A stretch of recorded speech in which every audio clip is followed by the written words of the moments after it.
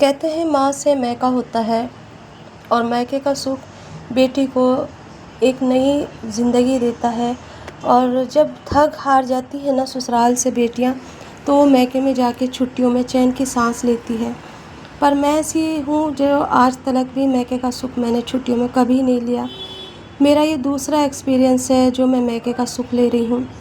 इससे पहले मैं अपनी जेठानी के यहाँ गई थी और मैंने वहाँ पर 1 महीने की छुट्टियाँ गुज़ारी थी और वहाँ भी ऐसा लगा था कि हाँ, अपनों के बीच में आके मैंने एक सुख लिया है और बच्चों के साथ में मैंने एंजॉय किया था। अब दूसरा एक्सपीरियंस मेरा बाजी के यहाँ है।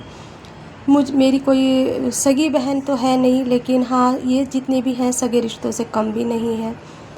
ज़िंदगी में मुझे एहसास दिलाती है बार बार कि काश एक अपनी सगी बहन होती जो मैं जिसके ऊपर मैं नाज़ करती और जो मेरे ऊपर फ़ख्र करती और एक दूसरे के यहाँ पे आया करते, बच्चों को लेके जाया करते, छुट्टियों का मज़ा लेते, फिर गिले शिकवे करा करते, बहुत सारी बातें करते। वो सारी चीज़ें मुझे सगी बहन से तो नहीं, लेकिन हाँ, अपनी इस बहन से मिली हैं जो कि मेरी फुफेरी बहन है। आप सबके कमेंट्स आ रहे हैं आप किस बहन के यहाँ हो, आपकी तो कोई सगी बहन नहीं। तो ये मेरी फूफो की बेटी है और मेरी फुफेरी बहन है। ये उनका घर है जहाँ पर मैं आज बैठी हूँ और ये मुंबई में रहती है, भाईंदर के अंदर, और इनका अपना खुद का घर है, अपना माशाल्लाह परिवार है। तो आप सबके कमेंट्स मैंने पढ़े हैं और मेरे पास इंस्टाग्राम पे भी बार बार आ रहे थे कि आपकी कौन सी बहन है, आपकी तो कोई बहन ही नहीं है। दिल से जिसे मान लो वही बहन है। मैं ज़्यादा रिश्ते बनाती नहीं हूँ और अगर मैं बनाती हूँ तो दिल से निभाती भी हूँ। ये मेरे अंदर ख़ासियत है। इनके बच्चे शुरू से ही मेरे साथ रहे हैं। जब मैं शादी होकर पहली बार आई थी तो मैं इनके पास रही थी। इनके बच्चे बहुत छोटे छोटे थे उस टाइम पे और हम बहुत मस्ती करते थे। भाईजान ने मुझे यहाँ पे एक रूम दिलाया था जिसके अंदर मैं, बाजी और बाजी के बच्चे और एक मेरा भाई है जो फुफेरा है, तो वो सब हम मिलके हमने उस घर को एक रूम को एक घर बनाया था। मुझसे भी ज़्यादा खाना पकाना नहीं आता था तो मैं बाजी से सीखती थी और आज भी बाजी से मैंने ज़िद करके कहा कि तुम कढ़ी बनाओ तो हम खाना खाएंगे। बेचारी से खड़ा नहीं हुआ जा रहा था, पैरों में बहुत ज़्यादा दर्द था, फिर भी कहने लगी कि लाओ मैं बना लेती हूँ। एक उम्र का हिस्सा ऐसा आता है ना जब हम नहीं समझ पाते कि इंसान को क्या तकलीफ़ हो रही है, किस वक्त से ये गुज़र रहा है, लेकिन वह अपनी ज़िद मनवाने में हम कभी कसर नहीं छोड़ते।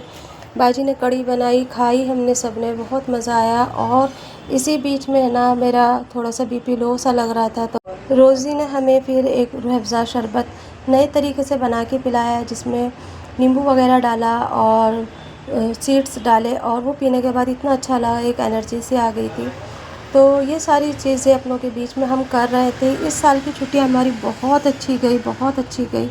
ये साल की छुट्टियाँ हमें ज़िंदगी भर याद रहेगी। हमने बहुत मज़े करे और मैंने काम बहुत कम करा है क्योंकि मुझे काम करने की वो ही नहीं आ रही थी। मैं छीन रही थी हाथ में से कि मुझे थोड़ा काम दो ताकि मेरे भी हाथ पैर चलते रहे, वरना है ना फिर मुझे घर जाके सुस्ती आएगी। तो बाजी ने कहा कि नहीं, घर पे तो करती रहती हो, यहाँ पर आराम करो। मैके में बेटियाँ इसीलिए आती हैं कि वो आराम करें।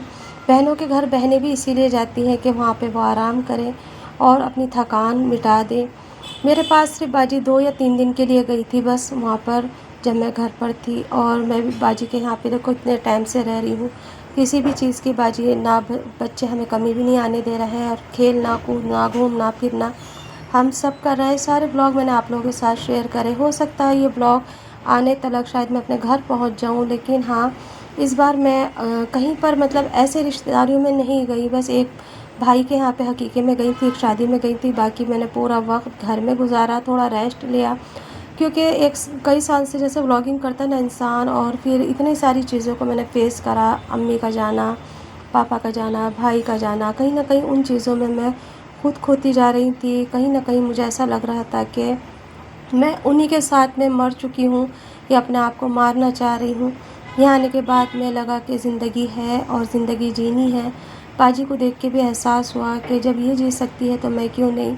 रिश्ते ज़िंदगी में अल्लाह ताला बनाता भी है, बिछड़वा भी देता है, और उसके साथ साथ ज़िंदगी चलती भी रहती है और ज़िंदगी का नाम ही चलते रहना है। ये वॉइस वगैरह में आप लोगों को पीछे से ट्रैफिक वगैरह सब आ रहा होगा कि बाजी का घर के पास में ही रोड के पास में ही घर है, सॉरी।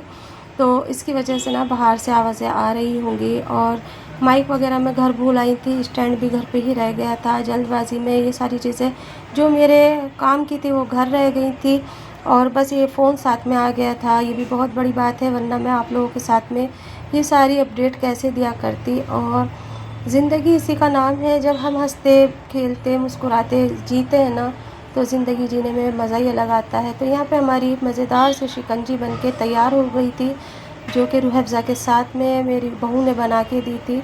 और वाक़ई में वो बहुत अच्छी-अच्छी चीज़ें बनाती है। नई-नई तरीके की चीज़ें मैंने यहाँ पे भी देखी हैं, क्योंकि हम लोग नॉर्मल सा रूह अफ़ज़ा बनाते हैं, जैसे कि कभी दूध में और कभी पानी में। नींबू के साथ में पहली बार बनाया तो मुझे बहुत अच्छा लगा। इंशाल्लाह घर जाके बहुत जल्द मैं ट्राई करूँगी। और अब तो वैसे भी बकरीद आ रही है, फिर उसके बाद मुहर्रम आ रहे हैं। तो यहाँ पर बाजी ने हमें सबको गिलास निकाल के दिए और कहा कि चलो पियो। अभी बर्तन धो के हटी थी और फिर उसके बाद में फिर बर्तन हो गए। इतने सारे बर्तन अभी कायनात ने धोए, फिर उसके बाद में एक बार उनकी बहू ने धोए, फिर दूसरी बार में फिर जमा हो गए। बाजी कहने लगी बर्तनों का तो काम ही है जमा होने का, खाओ पियो और बर्तन धोते रहो, कोई बात नहीं है।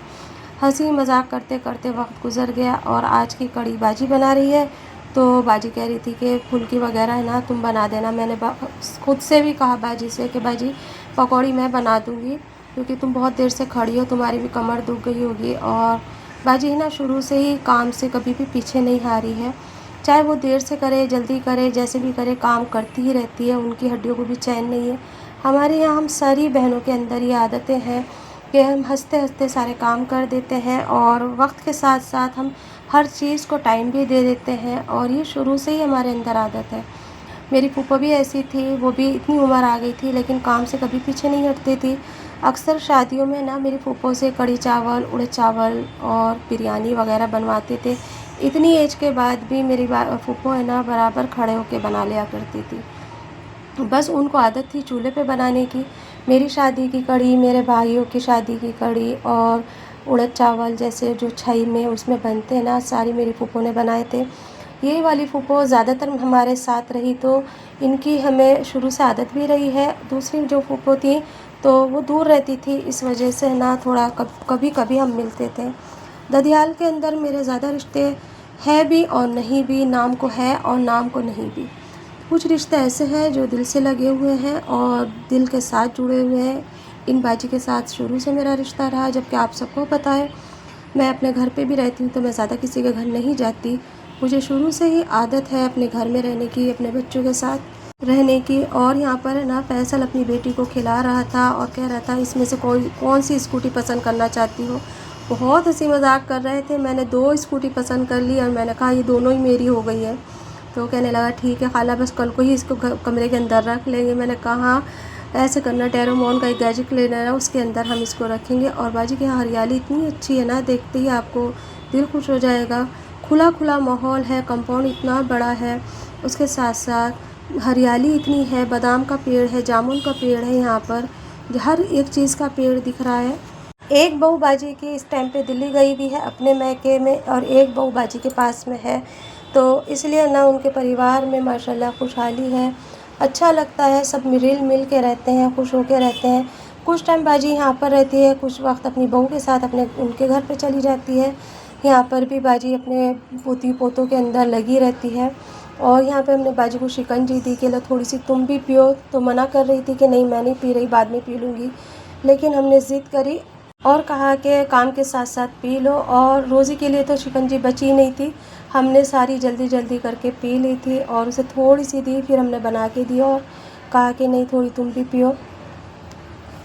बहुत सालों के बाद मुझे ये सारी चीज़ें नसीब हुई हैं। जब मम्मी पापा थे ना, तो जब हम ये सारी चीज़ें करा करते थे, गर्मी हो सर्दी हो, मैं पापा के यहाँ चली जाती थी, अम्मी सुबह ही बुला लिया करती थी, उड़द चावल बना करते थे और फिर इस तरह से ना कुछ नई नई डिशें बनती थी। आज मुझे वो चीज़ें याद आ रही हैं।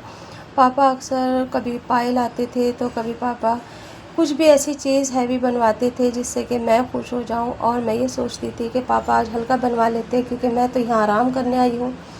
कभी भी मुझे ये नहीं महसूस होता था कि मेरे पापा की खुशी है और खुशी की वजह से लाते, तो मैं ये सोचती थी आज हल्का सा बन जाता तो अच्छा रहता। लेकिन वक्त जैसे जैसे गुज़रता है और हम उस वक्त के साथ अपनी उम्र की पड़ाव में आते हैं ना, तब हमें एहसास होता है कि माँ-बाप हमारे लिए कितना कुछ करते थे, कितना कुछ चाहते थे हमारे लिए। और ज़िंदगी है ना बहुत हसीन भी है और बहुत दुःख भरी भी है। मेरी ज़िंदगी में ये पल बहुत मुश्किलों से आते हैं, तो इसलिए मैं वो जी रही हूँ और उन्हें संजो रही हूँ। यहाँ मैं आप लोगों को दिखा रही हूँ कि ये जो पेड़ था ना, तो यहाँ पर बादाम ऊपर से गिरा था। तो ये घर के सामने ही है ना बहुत बड़ा कंपाउंड है और वहाँ पर है ना बहुत सारे पेड़ लगे हुए हैं, जामुन के हैं, बादाम के हैं, कुछ और फलों के भी हैं। तो एक इसके अंदर अखरोट का भी है शायद पेड़। मुझे ऐसा लग रहा था क्योंकि मैंने नेट पे देखा था, लेकिन बच्चों को समझ में नहीं आ रहा था। तो वो सारी चीज़ें मैं देख रही थी। थोड़ा गर्मी का भी मौसम था ना, तो बाहर आ गई थी, टहल रही थी। बाजी ने भी कहा था थोड़ा बाहर जाओ, अच्छा लगेगा। तो यहाँ मैं फैसल, मैं, बच्चे, हम सब बाहर आ गए थे। काफ़ी दूर तक हम चलते चले गए और फिर बाजी के घर वापस रिटर्न आ गए। यहाँ से मैं ट्रेन देख रही थी कि बाजी के घर के सामने से ना ट्रेन भी आते जाते दिखती है। बड़ा अच्छा माहौल लगता है कि इतनी नज़दीक से जब हम ट्रेन को देखते हैं ना, कि घर के सामने से ट्रेन जा रही है और आ रही है। ज़िंदगी चल रही है और चलती का नाम ही ज़िंदगी है। यहाँ बच्चे खेल रहे थे और बिल्डिंगें इतनी अच्छी लग रही थी ना, शांत सुकून। फैसल की बाइक भी एक साइड में दुल्हन बन के खड़ी थी कि मुझे सजा और घुमाने ले जाओ। और उसके साथ साथ खाना भी तैयार हो चुका था। हमने दस्तरखान लगा लिया, सारे बच्चे आके बैठ गए और एक खुशी का माहौल फिर से आ गया। तू यहाँ बैठेगा, मैं वहाँ बैठूँगी, और सब अपनी अपनी जगह को ना जैसे कोई बुक कर रहा हो ऐसे कर रहे थे। और फिर मैं निकाल निकाल के दे रही थी, तो बहू ने कहा कि लाओ मैं कड़ी डाल के दूँगी सबको। तो वो अपने हाथ से डाल रही थी और यहाँ पर मैं ना चावल वगैरह निकाल रही थी। तो आप लोगों का आज का ब्लॉग कैसा लगा ज़रूर बताइए। इंशाल्लाह अगर आप लोगों को अच्छा लगा तो ऐसे ही ब्लॉग देने की कोशिश करूँगी। फिर तो कुछ दिनों के बाद हम घर चले जाएंगे, तो फिर डेली रूटीन आप लोगों के साथ में शेयर करा करूँगी। मेरी यही रूटीन रहती है और एक मेरे ब्लॉग के अंदर सीख होती है। अगर किसी को अच्छी लगे तो मेरे चैनल को सपोर्ट कीजिए, लाइक कीजिए, शेयर कीजिए। ये रिश्ते ही ऐसे होते हैं जिनके निभाने के लिए अपने आप को आग में जलाना पड़ता है। और जब एक इंसान अपने आप को आग में जलाता है तो वो रिश्ता निखर के बहुत अच्छा आता है। लेकिन शर्त यही है कि रिश्ते की कदर करो, उसको अहमियत दो, ना कि उसकी मजाक बनाओ। वो रिश्ता आपको बहुत कुछ देगा, आपको इस समाज में इज़्ज़त देगा, आपको दुनिया में इज़्ज़त देगा और आखिरत में आपके लिए इज़्ज़त ही इज़्ज़त होगी। तो आज का व्लॉग मेरा यहीं पर एंड होने जा रहा है। आप लोगों को कैसा लगा ज़रूर बताइए। अच्छा लगे तो मेरे चैनल को सपोर्ट कीजिए, लाइक कीजिए, शेयर कीजिए। दुआओं में, बहुत सारी दुआओं में मुझे याद रखिए, बहुत सारी दुआओं में मैं आप लोगों को याद रखती हूँ और हमेशा दिल से दुआ देती हूँ। चलिए फिर मिलेंगे। अल्लाह हाफिज़।